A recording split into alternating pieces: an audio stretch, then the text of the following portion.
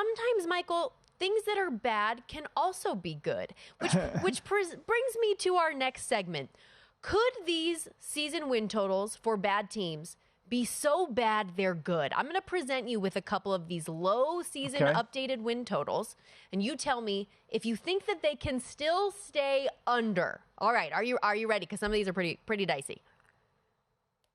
We'll start with the Carolina Panthers. Yeah. Their updated season win total as a 1-12 team is 2.5.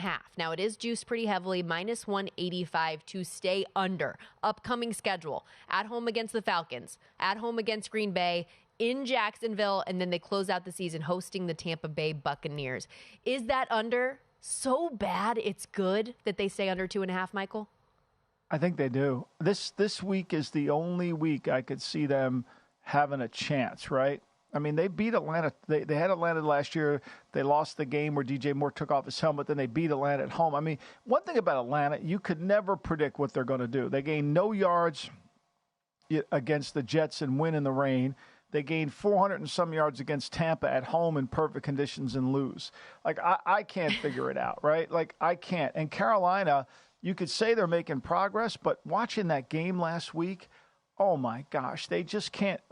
One bad thing leads to 5 bad things. So they're not beating the Packers. I don't care if they're home or away there. Jacksonville's probably going to need that game. And the Bucs might be playing for something in the last week of the season. So to me, there's a chance at 2 wins there. I think it's highly unlikely. I think it stays under. I think that's great because I think the Bucs are going to be potentially playing for the division in that spot with how tightly contested it is with those 3 teams that all have the same record right now. And Bucs, the team that is in the spot to lead the division right now, it's going to be really, really important for them. Poor Carolina, uphill battle. And you just hope that they're able to get a coaching staff in next year that can turn things around and get the most out of their quarterback. That offensive line is so bad, Michael. It kills me. This is more than just a quarterback. Oh, yeah. This is going to take, I mean, if David Tepper thinks this is just, I'm going to do one thing, I'm going to hire Ben Johnson and it's going to fix these problems.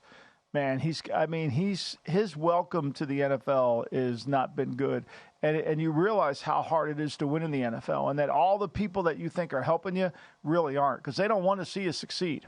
Well, and the thing that we talk about with owners in general, I feel like it's fascinating because it's kind of maybe similar in politics as well, but it's one of those jobs or opportunities or positions that like you have been wonderful and made so much money and had so much success in another industry that now you have the highest position in an industry that you quite frankly know nothing about. So like the football people need to do the football things. And I really hope that David Tepper allows that to happen in the next regime. And allows an organization to have culture, right? Sure. Because if the people think they can call the owner, if everybody thinks they have a direct line to the owner, then there is no culture. I've lived this in Oakland. I lived it because we all worked for Al. And so there was really nobody had any regard for anybody's authority or decision making. It was everything reported to Al, and which is what he wanted, which is he could operate in that environment. Whereas with Tepper, that's not Al knew football. Tepper doesn't. So when everybody's constantly going to him, that's why you have, what did you tell me the other day? They have a Hunger Games behind the scenes. That's why it's there. Yep, they called it a Hunger Games culture, which for anybody who has not seen the movies or read the books, it's basically kill or be killed to survive and be the last man standing. And that's kind of what the rumors had been behind the scenes, that everybody was pointing fingers at everybody else. Okay, let's go to another organization that they had a lot of problems. They brought in a new coaching staff this past year, the Arizona Cardinals. And granted, they have a lot of questions moving into next year as well, but currently sitting 3-10, fresh off a bye week, but a win in Pittsburgh against the Steelers prior to that week. Their updated season win total, 4.5. They have San Francisco, at Chicago, at Philly, and at home against Seattle in their remaining 4. Do they stay under? Is it so bad it's good that they're not going to get to 4.5 wins? I mean, look, the Bears game is one they have a chance, but weather's got to deter them, although they went back into Pittsburgh and won that game with a rain delay for however long it took. I don't think they get over. Can they win one? They have to win 2 more games to get over the number, right? They can't win 2 out of the next 4. There's no way. I don't think so. I don't see it, Stormy. They're not beating Philly. They're not. They could beat Seattle. They're not beating San Francisco. It's the Bears game that comes into play. Can they beat the Bears? And right now, the Bears are playing better than they are. And granted, after a 1-8 start to the season, they have won 2 of their last 4 with Kyler Murray back at quarterback. So I see like the appeal of a plus money price on the over. I just don't see it. And it goes back to the conversation we had at the very start of the season when their win total was set at this 4.5 or around 5. And we're like, show me 5 wins on this schedule. And that was at the beginning of the year before. And they were plucky. They had their moments early on in the season. Still ultimately fell apart in the fourth quarter and lost those games. So they are just living up to our preseason thoughts of what this team was. How about the Washington Commanders, Michael? Their updated season win total, 5.5, and odds makers have no belief that they will be able to hit that 6-win mark, minus 220 to the under. They've checked out. I would be, now a lot of money, a lot of people believe. Remember, yesterday was interesting. Yesterday, a lot of public money was on the Rams. The number got to 7. And all of a sudden, it's back to 6.5. For some reason, the professional bettors seem to like Washington this week because on paper, you have to love the Rams. Against the secondary that gives up more big plays, that can't rush the passer. Sean McVay can run the ball on you. His offense takes off. It's 6.5 here. Yep. Right? And you know that Sam Howell has trouble staying healthy.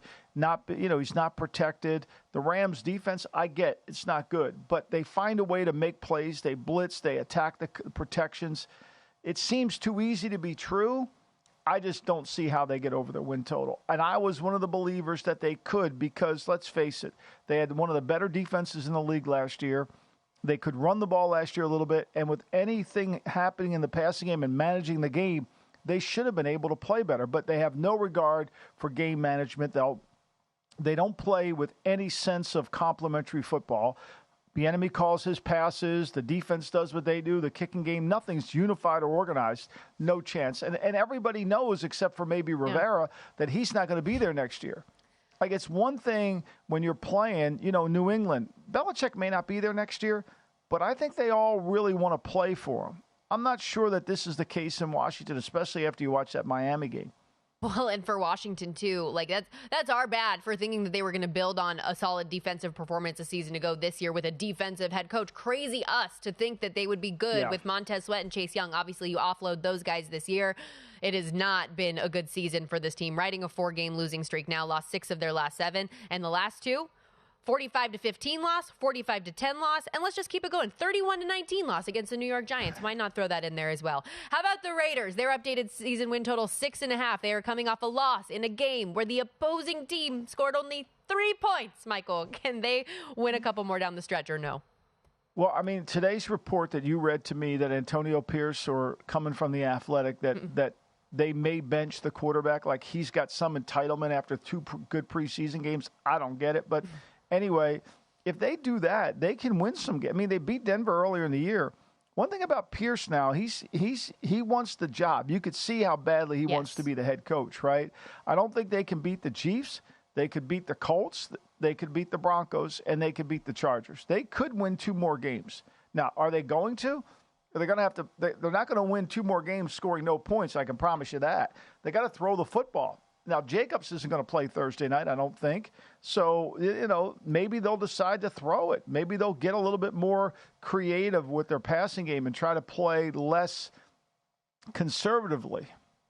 Yeah, Jacobs injured, of course, in that game against the Vikings. I believe the latest practice report I saw, he has not been practicing yet. My issue with even the Broncos win, though, who they face in the rematch at the end of the regular season, the game that they played them was week 1, and they barely won 17-16, and that was when the Broncos were terrible. Like, that was when the Broncos were not – we were looking at them saying they are not good at football. A couple weeks later, they get blown out 70-20. So I think this is a different Broncos team now, no matter how motivated they are. I couldn't agree more. I think you're right in saying that. You've got to what happened in the past is the past. The last 3 or 4 games matter more than anything than what happened earlier in the season. Go to VSiN.com/subscribe to become a VSiN Pro subscriber today.